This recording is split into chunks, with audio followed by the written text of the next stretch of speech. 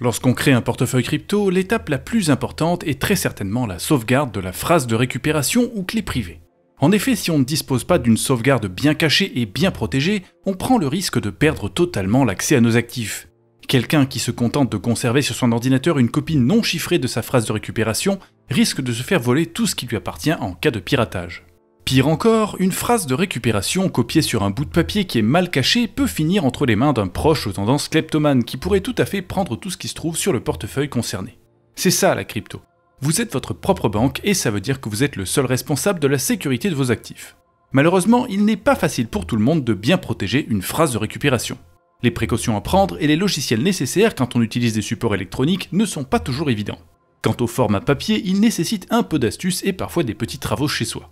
La protection de la phrase de récupération est donc longtemps restée un point de friction qui ralentissait l'adoption de la crypto par le grand public. Pour ces raisons, en 2023, Ledger avait annoncé leur service Ledger Recover qui permettait de sauvegarder la clé privée des utilisateurs qu'ils désiraient. Ce service, qui est payant, était orienté exclusivement vers les nouveaux arrivants dans la crypto, vers les gens qui ont besoin d'aide pour protéger leurs clés et qui préfèrent faire confiance à des professionnels. Malheureusement pour Ledger, l'arrivée de ce service a été catastrophique pour leur réputation. En effet, ça consiste lors de la création d'une phrase de récupération à en faire une copie qui est découpée en 3 fragments. Ces fragments sont ensuite transmis à des sociétés chargées de les conserver. Tout cela implique que ces 3 sociétés pourraient potentiellement remettre ces fragments à un gouvernement qui ferait pression sur elles, par exemple suite à un jugement. Dans un univers crypto où l'esprit cypherpunk est encore très présent, cette offre a été ressentie par beaucoup comme une attaque. Remettre des fragments de clés à des tiers, c'est un risque que les extrémistes de la sécurité comme moi jugent inacceptable.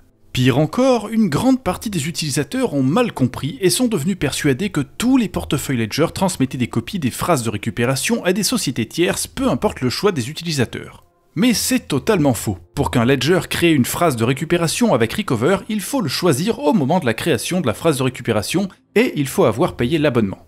Tout ça est vérifiable en analysant le code des produits et applications Ledger qui est open source en quasi-totalité.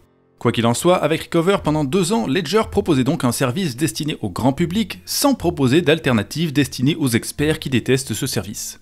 Mais désormais, ça a changé. Depuis quelques semaines, Ledger offre des cartes de sauvegarde spéciales baptisées Ledger Recovery Key. En fait, c'est en quelque sorte l'équivalent électronique des petites fiches cartonnées sur lesquelles on inscrit nos phrases de récupération.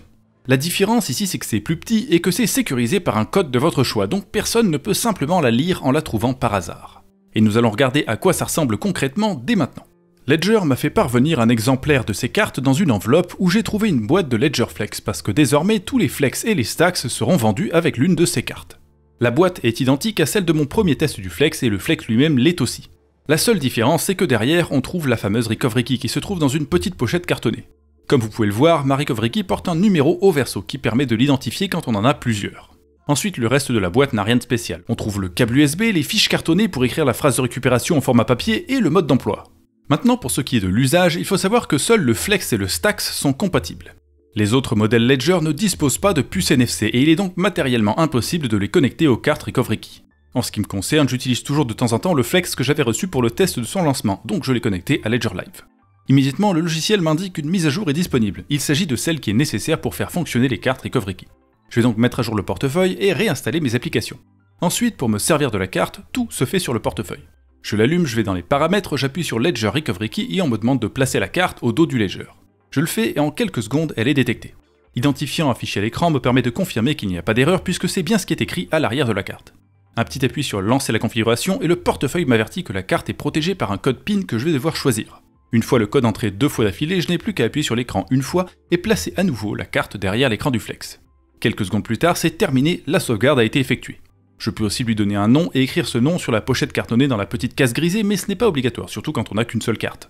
Dans tous les cas, l'objectif a été atteint. J'ai désormais une copie supplémentaire de ma clé privée qu'il est beaucoup moins dangereux de confier par exemple à un proche. C'est très utile pour respecter la règle des 3-2-1, c'est-à-dire d'avoir au moins 3 copies des informations à protéger sur au moins 2 types de dispositifs différents, dont au moins un géographiquement loin des autres. Ça m'a pris à peine 1 minute et c'est gratuit pour tous les nouveaux propriétaires de Flex ou Stacks. Et d'ailleurs, les nouveaux propriétaires ne sont pas les seuls à en bénéficier puisque même ceux qui ont acheté un Flex ou un Stacks avant cet été peuvent recevoir une carte Ledger Recovery Key gratuite. Il est seulement nécessaire de payer les frais de port. Par contre, cette offre a une durée limitée et comme je suis en retard, il ne vous reste plus que quelques jours pour en profiter. Heureusement, la procédure pour en obtenir une est très facile et ne prend que quelques secondes. Il vous faudra cliquer sur le lien dans la description de la vidéo, cliquer sur obtenir, puis activer l'offre, changer de navigateur parce que Firefox a du mal avec le flex, recliquer sur activer l'offre sur Chrome, cliquez sur connecter votre Ledger, choisir votre flex, valider le captcha, cliquez sur acheter et entrez vos coordonnées pour payer les 3 € de frais de port que vous allez avoir. C'est facile, c'est rapide et ça vous permet à moindre frais de bénéficier d'une recovery key quand même. Au final, sur ce produit, la seule chose qui manque à mon avis, c'est une fonction permettant de fractionner une phrase de récupération et de la répartir sur plusieurs cartes, pour par exemple faire en sorte que 2 cartes sur 3 puissent reconstituer une phrase. Ça permettrait en quelque sorte de faire comme le système Ledger Recover, mais manuellement, de façon totalement indépendante et avec des tiers auxquels on fait vraiment confiance, comme notre famille par exemple.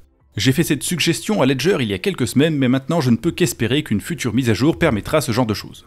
Au moins, en attendant, on peut déjà faire des sauvegardes vraiment sécurisées de nos phrases de récupération au lieu de bêtement les écrire en clair sur du papier. Et ça, c'est déjà pas mal. Alors si vous êtes intéressé, n'hésitez pas à passer par les liens en description, que ce soit pour bénéficier de votre recovery key gratuite ou pour acheter un produit Ledger. Et dans tous les cas, je vous souhaite bonne chance dans vos investissements et j'espère qu'on se reverra très prochainement sur la chaîne YouTube du Journal du Coin. A bientôt!